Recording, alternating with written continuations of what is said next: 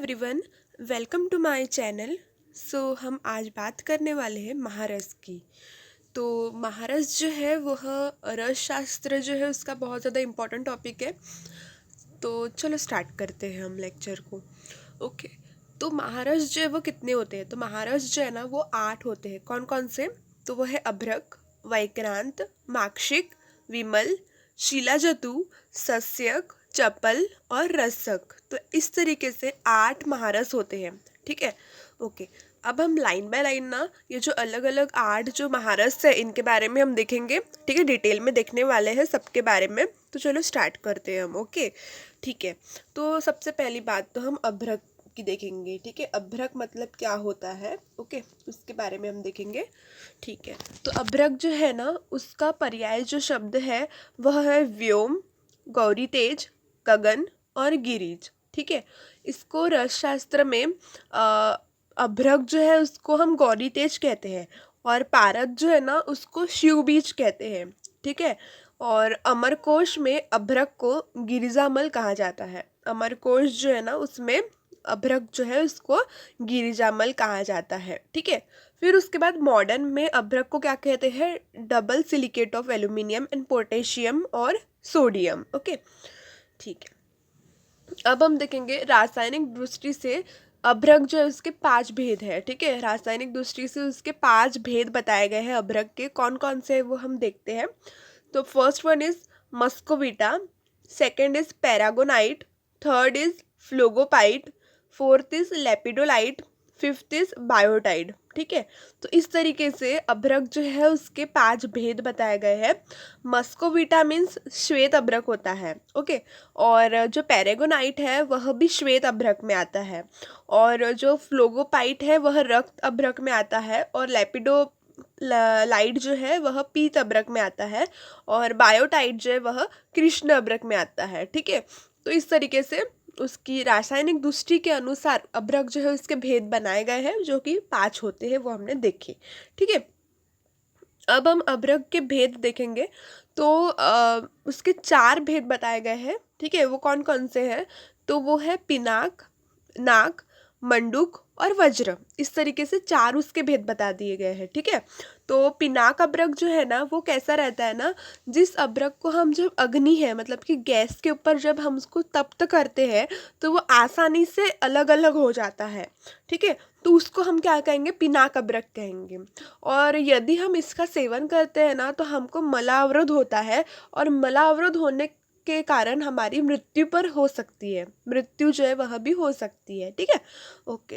तो ये हो गया पिनाक अभ्रक के बारे में। ठीक है। अब हम बात करेंगे नाग अभ्रक की। तो जो नाग अभ्रक रहता है उसे जब हम अग्नि पर तप्त करते हैं, तपाते हैं, तो वह सांप जो रहता है उसकी तरफ उत्कार शब्द वह उत्पन्न करता है। जो सांप रहता है ना उसकी तरह वह फुत्कार शब्द को उत्पन्न करता है ऐसा अभ्रक। तो उस अभ्रक को क्या कहेंगे? हम नाग अभ्रक कहेंगे। ये भी हमारे सेहत के लिए अच्छा नहीं रहता है। ठीक है। फिर मंडूक अभ्रक। मंडूक अभ्रक जो है वो क्या होता है कि अग्नि पर तपाने पर मेंढक की तरह उछलकर बाहर आता है। यह जब हम इस अभ्रक को अग्नि पर मतलब कि गैस पर लगाते हैं, मतलब कि गैस पर डालते हैं, तो वो क्या होता है कि मेंढक की तरह, फ्रॉक की तरह वह उछलता है और बाहर आ जाता है। तो यह भी हमारे सेहत के लिए बिल्कुल अच्छा नहीं होता है। औषधियाँ जब बनाते हैं ना तो ये जो मंडूक अभ्रक है, नाग अभ्रक है, ठीक है, और पिनाक अभ्रक है, इससे यूज़ नहीं किया जाता है। ये श्रेष्ठ बिल्कुल भी नहीं है औषधि बनाने के लिए। अब आता है वज्र अभ्रक। तो वज्र अभ्रक जो रहता है उसे जब अग्नि पर तपाते हैं तो वह विकृति से मुक्त हो जाता है। मतलब कि वो जो अभ्रक में जितने भी विकृतियां हैं, जितने भी फॉल्ट्स है, जितने भी मिस्टेक्स है ना, उसको शुद्ध कर लेता है। मतलब कि उसको विकृति से वो मुक्त कर लेता है। मतलब कि जो वज्र अभ्रक है वह सर्वश्रेष्ठ है और औषधियों के लिए वो सर्वश्रेष्ठ अभ्रक जो रहता है वह वज्र अभ्रक होता है। तो इसी से क्या होता है कि औषधियाँ जो है वज्र अभ्रक जो रहता है उसी से बनती है। ठीक है। ओके। फिर अभ्रक जो उसके और भेद बताए गए हैं, अन्य भेद कौन कौन से हैं? तो वो भी 4 है। सबसे पहला जो है वह श्वेत वर्ण अभ्रक है। दूसरा जो है वह रक्त वर्ण अभ्रक है। तीसरा पीतवन वर्ण अभ्रक है। और फोर्थ जो है वह कृष्ण वर्ण अभ्रक, ठीक है। तो इस तरीके से अभ्रक जो है उसके अन्य भेद बताए गए हैं जो कि 4 है, श्वेत वर्ण, रक्त वर्ण, पीत वर्ण, कृष्ण वर्ण। ओके, ठीक है। अब हम देखेंगे अभ्रक जो है उसका शोधन, ठीक है। अभ्रक क्या है, एक महारस है, ठीक है। उसका शोधन की विधि हम देखते हैं कि किस तरीके से हमको उसको शुद्ध करना है, ठीक है। ओके, तो जो कृष्ण वज्र अभ्रक है, मैंने क्या बताई कि जो कृष्ण अभ्रक रहता है वो सर्वश्रेष्ठ रहता है, और वज्र अभ्रक जो रहता है वह भी सर्वश्रेष्ठ रहता है, तो उसको ही हमको लेना है औषधि बनाने के लिए।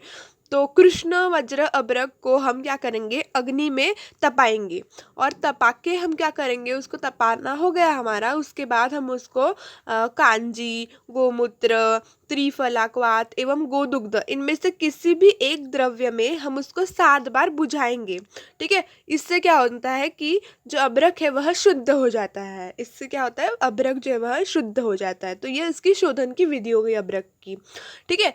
ओके, अब हम देखेंगे अभ्रक जो इसका मारण, मारण किस तरीके से होता है।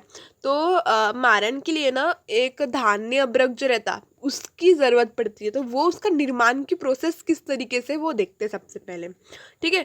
तो धान्य अभ्रक निर्माण, शुद्ध अभ्रक व शाली धान्य को एक बोरे के टुकड़े में बांधकर जल या कांजी में 3 रात तक डुबाकर रखो, ठीक है। तो जो शुद्ध अभ्रक है, हमने जो शोधन किया अभ्रक का, उसको हमको लेना है, और शाली धान्य को लेना है, उसको हमको एक बोरा जो रहता है ना उसके कपड़े में हमको बांध लेना है, ठीक है। और बांधने के बाद उसको जल या फिर कांजी में 3 रात तक हमको डुबा कर रखना है, ठीक है। 3 रात हम क्या करेंगे, उसको डुबो कर रखेंगे, फिर वो जो पोटली है उसको मर्दन करेंगे, और उसका सूक्ष्म चूर्ण जो है वह बोरे के जो छिद्र है उससे निकल जाता है। इससे क्या होता है कि वो हम मर्दन करते हैं ना, तो वो जो सूक्ष्म चूर्ण जो है वह बोरे के छिद्र से वहां से निकल जाता है। तो इस तरीके से क्या होता है कि धान्य अभ्रक जो है उसका निर्माण होता है, ठीक है। तो ये हो गया धान्य अभ्रक निर्माण करने की विधि। ओके, अब हम देखेंगे क्या कि अभ्रक का जब मारण करते हैं, मतलब कि अभ्रक का जब हम भस्मीकरण करते हैं, ठीक है, तो उसमें हमको क्या लग रहा था, धान्य अभ्रक की हमको आवश्यकता हो रही थी, तो हमने इसलिए उसका निर्माण की प्रोसेस देखे। अब हम मारण जो है, मतलब कि भस्मीकरण जो है, अभ्रक भस्म जो है वो किस तरीके से बनाते हैं वह देखते हैं, ठीक है। ओके, तो धान्य अभ्रक जो है उसको नागरमोथा या फिर चौलाई के स्वरस में हमको मर्दन करके सुखाकर उसको 10 फूट देना है, और उससे क्या होता है कि अभ्रक जो है उसकी शुद्धि हो जाती है, उस शुद्धि होकर उसके भस्म जो है वह बन जाता है। तो इस तरीके से क्या होता है कि भस्म जो है वह बन जाता है अभ्रक का, ठीक है।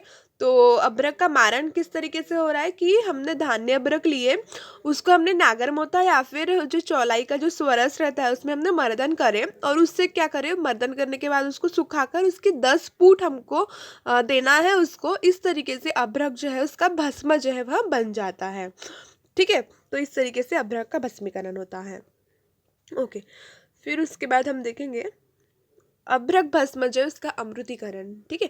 तो अमृतीकरण मतलब क्या होता है ना, जब हम इसका भस्म बनाते हैं, ठीक है, जो अभ्रक जो है उसका जब हमने मारण किए, मतलब कि उसका भस्म बनाए, तो उसमें क्या होता है कि कुछ अशुद्धि आ जाती है उसमें, तो उसको शुद्ध करना है, तो उसको क्या बोलते हैं हम, अमृतीकरण कहते हैं। तो इसलिए हमको अभ्रक भस्म जो है उसका अमृतीकरण करने की जरूरत पड़ती है। तो इसलिए हम क्या करते हैं, अभ्रक भस्म का अमृतीकरण करते हैं। तो अब इसको किस तरीके से करेंगे वो देखते हैं, उसकी प्रोसेस देखेंगे हम क्या होता है। तो धृत कुमारी स्वरस, चौलाई स्वरस व गोधृत एकत्र मिलाना है, वो भी लोहे की कढ़ाई में, और मंद अग्नि पर हमको वह पकाना है। इस तरीके से जो अभ्रक भस्म है वह उसका अमृतीकरण हो जाता है। तो यही बोल रहा है कि यही प्रोसेस है अभ्रक भस्म का अमृतीकरण करने की, ठीक है। अब हम देखेंगे अभ्रक भस्म जो है उसके गुण कौन कौन से है ना। अभ्रक भस्म जो है अब बन गया, अब ये हमारे लिए बेनिफिशियल है, मतलब कि हम इसको अब यूज़ कर सकते हैं, क्योंकि उसका क्या हो गया, शुद्धि भी हो गई उसकी, मारण मतलब कि उसका भस्मीकरण भी हो गया, और उसका अमृतीकरण भी हो गया, मतलब कि अमृत के समान वो शुद्ध भी हो गया है ना। तो इसलिए अब हम इसको यूज़ कर सकते हैं। तो हम किस किस व्याधियों में उसका उपयोग कर सकते हैं वो हम देखते हैं, ठीक है। तो अभ्रक भस्म जो इसके गुण देख लेते हैं, तो अमृत के समान यह श्रेष्ठ रहता है, मतलब कि इतना अच्छा रहता है ना इसका रिजल्ट। कोई भी अगर आप देखोगे ना, जो भी रस शास्त्र की जो औषधि है ना, इसका जब प्रयोग करते हो ना, तो ये बहुत ज़्यादा अच्छे से सुंदर इफेक्ट देती है, बहुत सुंदर इफेक्ट देती है ये आपको बॉडी में। ठीक है, तो अमृत के समान यह श्रेष्ठ रहता है, रसायन रहता है और वाजीकरण रहता है, कफ नाशक रहता है, जैसे कि सर्दी खांसी वगैरह रहती है ना बच्चों के लिए, वो उनके लिए भी बहुत ज़्यादा श्रेष्ठ रहता है यह। बलवर्धक रहता है और वात पित्तशय रोगनाशक रहता है। इस तरीके से इसके गुण बताए गए हैं। ठीक है, ओके। फिर उसके बाद अभ्रक भस्म जो इसकी मात्रा देख लेते हैं। तो अगर आपको देना है अब किसी पेशेंट को, तो उसको किस मात्रा में देना है तो वो देखते हैं हम। तो वो है 1 से 2 रत्ती की मात्रा में हमको देना पड़ता है वो पेशेंट को। ठीक है, ओके। फिर उसके बाद अनुपान, अनुपान मतलब कि वो जो भस्म हमने बनाए उसकी हम गोली भी बना सकते हैं, या फिर हम उसको क्या कर सकते हैं कि किसी अनुपान मतलब कि किसी मधु के साथ या फिर द्रुत के साथ उसको मिला के उसके चूर्ण को हम सेवन कर सकते हैं, तो उसको ही हम अनुपान कहते हैं। ठीक है, तो वो कौन कौन से, तो मधु, द्रुत और मक्खन। ठीक है, इनमें तुम मिला सकते हो, बोल रहा है किसको, भस्म को।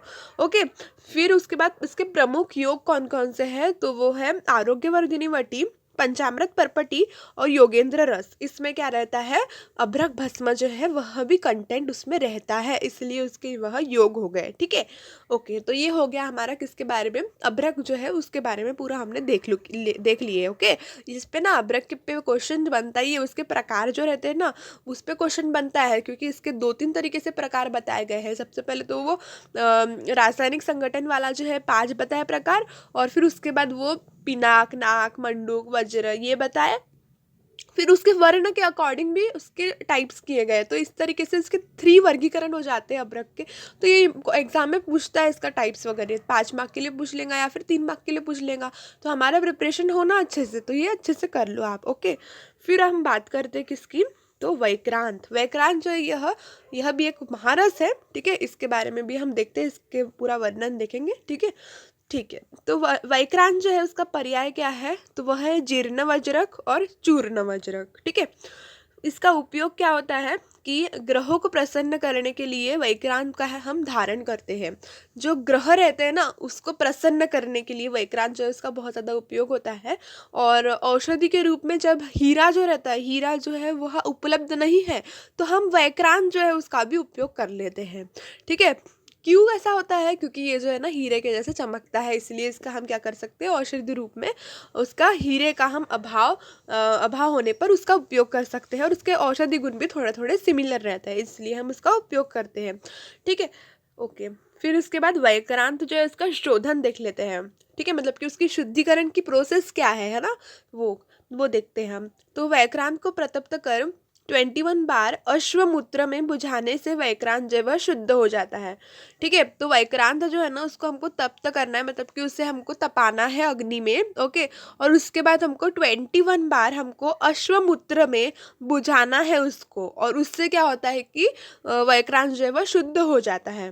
ठीक है, अब बुझाना मतलब क्या, तो क्या करना, सबसे पहले हम क्या करेंगे कि गैस जलाएंगे। गैस जलाने के बाद वैक्रांत जो है उसको हम प्रतप्त करेंगे, मतलब कि उसको अग्नि पे ऐसे पकड़ के रखेंगे चिमटे से। ठीक है, फिर उसके बाद वो उसको पूरा रेड हॉट होने देंगे। फिर उसके बाद एक अपन वो लेंगे, क्या गंजी में हम क्या रखेंगे, अश्वमूत्र रखेंगे। और फिर जो वैक्रांत जो प्रतप्त हो गया है, मतलब कि पूरा लाल लाल रेड हॉट हो गया है, उसको हम क्या करेंगे कि उसको वहाँ पर अश्वमूत्र में डाल देंगे, मतलब कि बुझाएंगे। ठीक है ना, वो गीला गीला रहता है ना, द्रव रहता है, तो उसमें हम डाल देंगे। ठीक है, इसी प्रोसेस को हमको कितने बार रिपीट करना है, तो 21 बार हमको इसी प्रोसेस को रिपीट करना है। तो क्या होता है कि इस तरीके से वैक्रांत जो है वह शुद्ध हो जाता है। तो ये वैक्रांत के शोधन की विधि है। ठीक है, उसके बाद वैक्रांत का मारन, मारन मतलब कि वही भस्मीकरण। ठीक है, तो वैक्रांत का मारन हमें किस तरीके से करना है, तो वो हम देखते हैं। तो शुद्ध वैक्रांत व शुद्ध गंधक दोनों को समान मात्रा में खलव यंत्र में डालकर नींबू स्वरस की भावना से घोटकर 8 गजपुट देने पर रक्ताभ भस्म हो जाता है। मतलब कि देखो, सब हमने शुद्ध कर लिया वैक्रांत को। ठीक है, तो अब हम इसका भस्म बनाएंगे, भस्मीकरण करेंगे। तो भस्मीकरण किस तरीके से करना है तो वो हम देखते हैं। ठीक है, तो शुद्ध वैक्रांत लेना है हमको और शुद्ध गंधक लेना है। इन दोनों को हमको समान मात्रा में लेना है। और जो खलवा यंत्र रहता है ना, जहाँ पर हम कूटते हैं, ठीक है, तो वो खलवा यंत्र जो है उसमें हमको डाल देना है इन सबको, ठीक है, मतलब किसको, शुद्ध वैक्रांत और शुद्ध गंधक को, ठीक है। उसके बाद वहाँ खलवा यंत्र में हमको नींबू स्वरस भी डालना है, मतलब कि इसकी भावना देनी है। भावना मतलब कि जब हम कोई जो सूखे रहते हैं ना, सूखे द्रव्य रहते हैं, या फिर सूखा जो वैक्रांत या फिर इसका चूर्ण वगैरह या फिर जो कुछ भी बोलो इसका ये रहता है ना, तो उसमें हम क्या करते हैं, जब वो कुछ लिक्विड वगैरह डालते हैं तो उसको भावना देना कहते हैं। तो वही बोल रहा है कि हम शुद्ध वैक्रांत और शुद्ध गंधक जो है उसको हम क्या करेंगे, खलवा यंत्र में डालेंगे, और वहां पर नींबू स्वरस जो है हम उसको भी डाल देंगे, और उसको हम घोटेंगे, मतलब कि बहुत देर तक उसको ऐसे चलाएंगे वहां पर, ठीक है। और फिर उसके बाद क्या करेंगे हम उसको, कि उसकी नहीं क्या चक्रिका बना देंगे हम, उसकी चक्रिका मतलब कि गीली गीली चक्रिका रहेंगी, तो उसको चक्रिका को हमको क्या करना है कि धूप में सुखा के रखना है।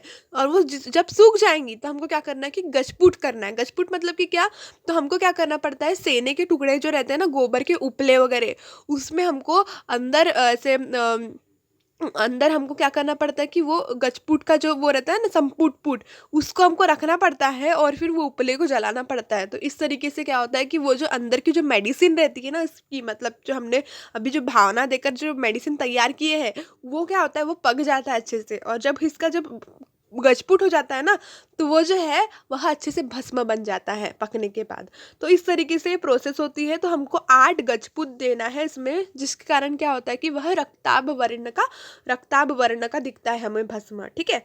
ओके, अब वैक्रांत भस्म जो है उसके गुण कौन कौन से हैं, तो वैक्रांत भस्म जो है यह आयु बल वर्ण बुद्धि वर्धक रहता है, मतलब कि यह आयु बल वर्ण बुद्धि इन सबको बढ़ाने वाला होता है। अत्यंत वृष्य रहता है। जाठर अग्नि का मतलब कि हमारा दीपन पाचन वगैरह अच्छे से करता है यह। जाठर अग्नि को दृढ़ बनाता है, शरीर को दृढ़ बनाता है यह। तो इसका बहुत ज़्यादा इंपॉर्टेंट यूज़ है। आपको अगर इंडाइजेशन वगैरह की प्रॉब्लम है तो उन सभी चीज़ में भी इसका उपयोग होता है, ठीक है।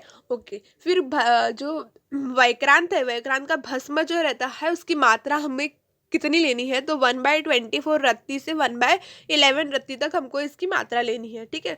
अब इसके योग क्या है, तो रत्नगिरी रस और सूची का भरण रस, इसमें यह जो है वैक्रांत वो पाया जाता है, ठीक है। ओके, अब हम देखेंगे माक्षिक के बारे में। तो माक्षिक जो है इसके पर्याय क्या है, तो यह सुवर्ण माक्षिक भी इसको कहते हैं, और धातु माक्षिक और ताप्य, इस तरीके से उसके पर्याय बताए गए हैं माक्षिक के। और माक्षिक का भेद अब देख लेते हैं। तो माक्षिक के 2 भेद बताए गए हैं, वो है सुवर्ण माक्षिक और रौप्य माक्षिक, ठीक है।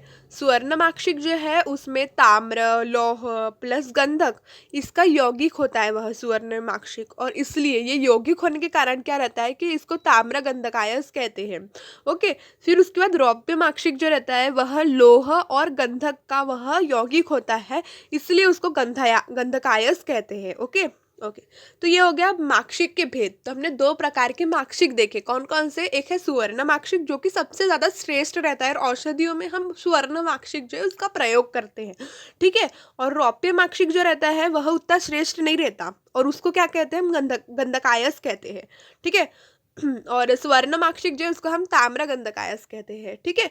तो ये हो गया माक्षिक के भेद। ओके, फिर माक्षिक जो इसका शोधन किस तरीके से करेंगे, तो एरंड तेल एवं मातुलिंग नींबू स्वरस में दोला यंत्र विधि से हमको 6 घंटे तक स्वेदन करके करने से वह माक्षिक जो है वह शुद्ध हो जाता है, ठीक है।